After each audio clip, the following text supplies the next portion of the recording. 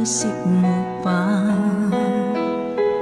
baby ko, hanggang saan ang tamis ng iyong pagmamahal?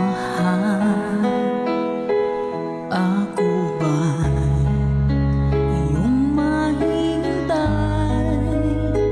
sa kabila ng ating mga away? Kung sa